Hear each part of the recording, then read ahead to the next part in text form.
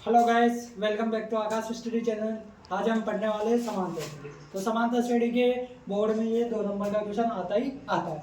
तो सबसे पहले अपने को एक एपी दी हुई है। एपी का मतलब क्या होता है? इसके अंदर जो सार अंतर होता है वो समान होता है। जैसे आप देख सकते हो 1, 3, 5 ऐसे कहा तक के 15 पद होते हैं। तो सबसे पहले देखो यहाँ 1 से 3 तो कितने का अंतर आ रहा है दोनों में? 2 का। इसी प्रकार 3 से 5 कितने का अंतर आ रहा है? 2 का। तो सब में इसी प्रकार 2 2 2 2 ऐसे कितने पद लेने अपने को?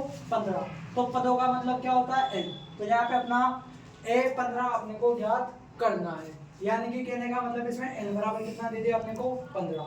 a बराबर a का मतलब होता है जो प्रथम पद होता है उसको अपन क्या बोलते हैं? 1। तो a बराबर अपना 1 है। इसी प्रकार d कैसे निकालते हैं अपन? दूसरे पद में से पहले पद को घटाकर। तो a2 माइनस a1। अब दूसरा पद क्या है अपना? 3। तो 3 में से किसको घटाएंगे अपन? पहले पद को। तो अपना d निकल के आया यहाँ से 2। इस प्रकार अपन ने d निकाला। अब अपने को निकालना क्या है?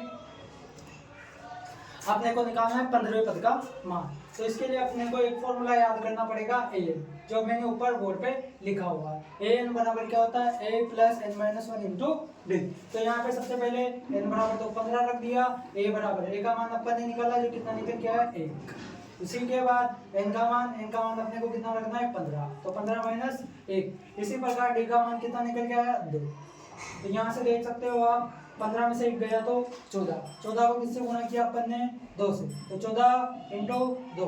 यहाँ पे बोर्ड मास का नियम लगता है। सबसे पहले अपन क्या करते हैं? डिवाइड के बाद मल्टीप्लाई, फिर उसके बाद प्लस, फिर माइनस। तो यहाँ से 14 को सबसे पहले 2 से गुणा करेंगे। 14 को 2 से गुणा करने पर 28, 28 में 1 जोड़ा तो 29। तो ए जो 15 पद होगा उसका मान कितना निकल के आया अपना? 29। इसी प्रकार ये वाला क्वेश्चन आपको कमेंट में करना है।